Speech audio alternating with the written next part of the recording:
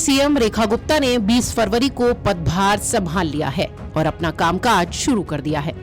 शपथ लेने के तुरंत बाद रेखा गुप्ता सरकार पूरे एक्शन मोड में नजर आई। पदभार संभालते ही रेखा गुप्ता बतौर सीएम और उनका पूरा मंत्रिमंडल यमुना की आरती में शामिल हुआ।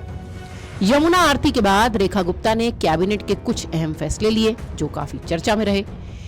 इन सभी के बीच सोशल मीडिया पर सीएम रेखा गुप्ता का एक वीडियो और जमकर वायरल हो रहा है, जिसमें रेखा गुप्ता दिल्ली के पूर्व सीएम अरविंद केजरीवाल की कुछ चीजों को अपने दफ्तर में संभाल कर रखती हुई दिखाई पड़ी है, जिसे देखकर कहीं ना कहीं आम आदमी पार्टी भी खुश होगी।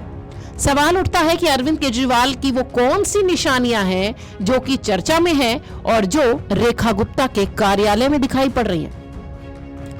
दरअसल पदभार ग्रहण करने के बाद मुख्यमंत्री रेखा गुप्ता ने सेक्रेटरीट यानी सचिवालय के दफ्तर के भीतर पत्रकारों से बातचीत की। सीएम के पीछे दीवार पर बाबा साहब आम्बेडकर और भगत सिंह की वही तस्वीरें दिखाई पड़ी जो अरविंद केजरीवाल के दौर में नजर आती थी। 2022 में आम आदमी पार्टी ने इन दो महापुरुषों की तस्वीरें दिल्ली और पंजाब सरकार के सभी दफ्तरों में लगाई थी। तब केजरीवाल ने गणतंत्र दिवस को लेकर आयोजित एक कार्यक्रम में इसकी घोषणा भी की थी। कहा था कि दिल्ली सरकार के सभी कार्यालयों में बाबा साहब आम्बेडकर और भगत सिंह की तस्वीरें होंगी और किसी भी राजनीतिक नेता की तस्वीर नहीं लगेगी। अरविंद केजरीवाल ने खुद को इन दो महापुरुषों से भी प्रेरित बताया था।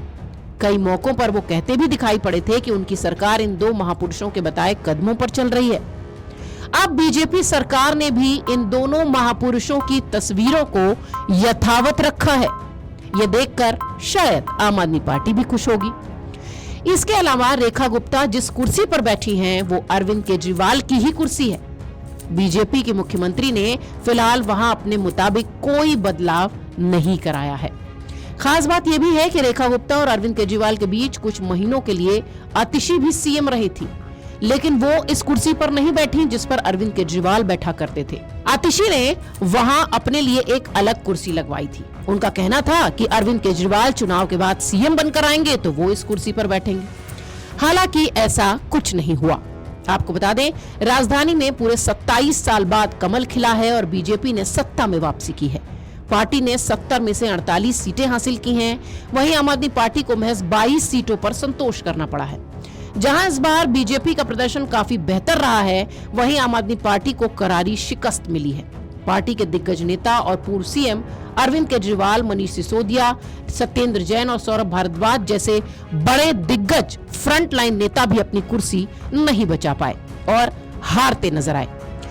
फिलहाल रेखा गुप्ता सीएम हैं, उनके पास कई सारे विभाग हैं, लेकिन अरविंद केजरीवाल का दफ्तर जैसा था रेखा गुप्ता ने उसे वैसा ही रखा है। Video desk amarujala.com।